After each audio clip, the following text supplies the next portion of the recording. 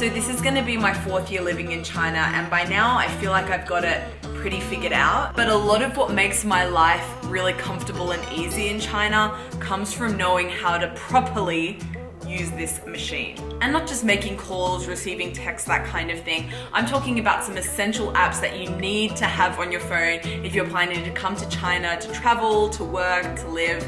Just follow this guide.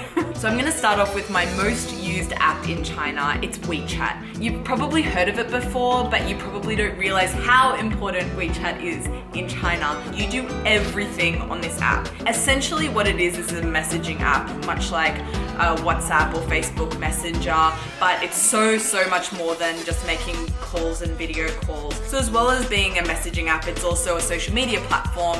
Every day you can look on your moments, which is like your timeline in Facebook or your feed in Instagram, and just see, scroll down, see what people are posting, the kind of photos they've got up there.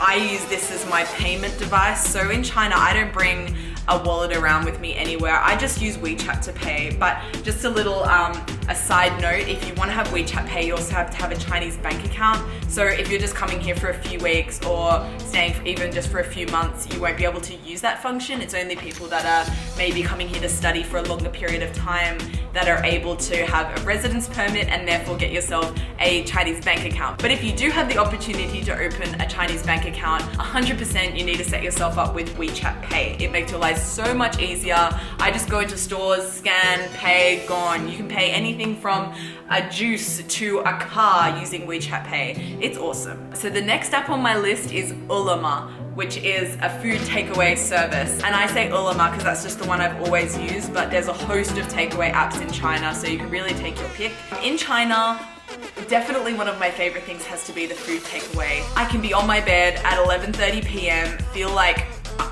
dumplings, and I can get them delivered to my door 30 minutes later. If I compare that to my home country, Australia, all shops are pretty much closed at 9 p.m. If you're hungry at 12:30 a.m, go to a petrol station and find yourself some chips. But here, pretty much around the clock, you'll always be able to find something on Chinese takeaway services. I would say I use this app 3 to 4 times a week. Something to note is that Aloma is all in Chinese, so if you're a foreigner coming to China, there is a service called Sherpas, which is all in English, but beware, the prices are a lot higher. The next app on my list is Pleco. It is the best, without a doubt, English to Chinese, Chinese to English dictionary on the market. It's free, so for anyone that's wanting to learn Chinese, I would really recommend this app. It has a lot of really good examples how to use it. It's really easy to use, a good layout. But say for example, you can't speak Chinese, you're on the street, you want to talk to a local or communicate in some way, you don't just want to be doing word by word here, you want to translate a whole sentence. For that, my go-to is always Google Translate for translating, whole sentences. But in order to use this app, you're gonna need another app, because in China, due to the Great Firewall, nothing Google related, no Western social media like Facebook, Instagram, no YouTube, none of the Western websites that you may use on a daily basis are available in China because they're blocked. So the only way you're going to be able to use them is if you get a VPN. So there are a lot of VPNs on the market. There are ones that you can get like a month trial. So if you're just coming for a holiday, I'd probably recommend that. But if you're planning to stay for a longer period of time, for the last 3 years, have been using a VPN called ExpressVPN. This isn't an ad, by the way, but I'll gladly accept your money, ExpressVPN. Yeah, I've never really had a problem with it. I've always been able to find a connection. Another huge app that's blocked in China is WhatsApp. And for so many people around the world, that's their main communication medium. So they come to China, they're unaware of this, and they're unable to contact anyone. And the thing about the VPN, you need to get it and download it before you come to China. It's no use coming here and then trying to download a VPN, because of course, the sites that you download VPNs are blocked in China. As you can probably guess, they're pretty serious about their censorship here in China. So on to app number 5. It's the Uber of China, it's Didi. And you may already be familiar with this app because it is now expanded to the West. I know a lot of people in Australia, they're now using Didi instead of Uber, but yeah, I guess it's a preference thing. So it's the same concept as Uber. You tell the car where you are, it picks you up, it takes you to where you want to go, and it's a lot cheaper than taxis. Okay, so app number 6 is Meipai, which is basically the Facetune of China, but it's really the mothership of Facetune. I don't know, I think probably Facetune and all the other face tuning apps was based off Meipai. You can change your face shape. You guys, wow. Weird. I feel so fat when I go back to my normal face. You can make your eyes bigger, smaller, more white, more brown, like whatever you want. And yeah, no one in China that I know would upload a photo onto their WeChat moments or on any social media without first putting it through Meipai. Guys use it, girls use it. It's just a very normal thing to have on your phone. The next most useful app, I'm gonna say it's between Ofo and Mobike. These are 2 bike sharing apps. It's pretty much, they're much of a muchness. There are just as many Ofo bikes on the streets as Mobikes. So download either of them. It went through a huge phase in the last 2 years. It is dying out a little bit now. It's I'm seeing less and less bikes on the road. So just download the app, put in some details. You'll probably have to like take a photo of yourself holding your passport or something.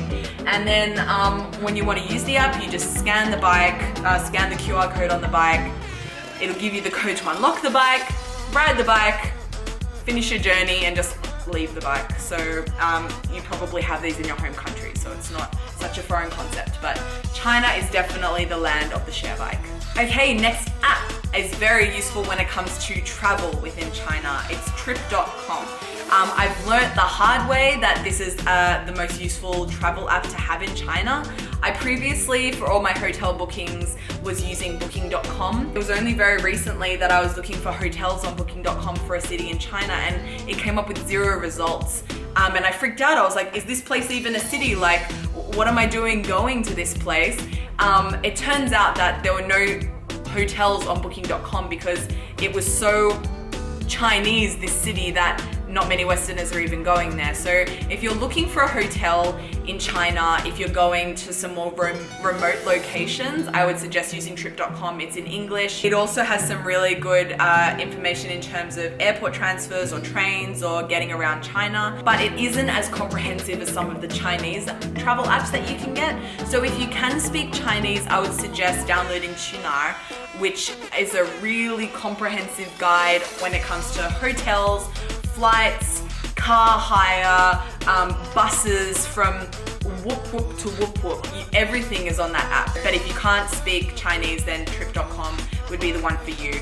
And when it comes to booking flights within China, yes, Qunar and Trip.com all have the option to have to buy flights. But always cheapest option for me has been Skyscanner. So I always come back to that. And the last one on my list is the eBay and Amazon of China. It's Taobao. It's huge. I'm not even kidding you right now. You can buy anything on Taobao. One of my actual hobbies is going on Taobao and just looking at some of the suggestions they give to me. Some of the crazy shit they have on Taobao. You can buy a ferret, a live ferret on Taobao. They'll deliver it to you. You can buy these exact curtains. And one of the things I love most about Taobao is it's got this like image recognizing function. Say there's this really cute dress you like online, take a photo, a screenshot of it, you put that screenshot into Taobao and it will be able to find you the exact same dress or copies of the dress at much cheaper prices. So those are the apps that are going to make your life so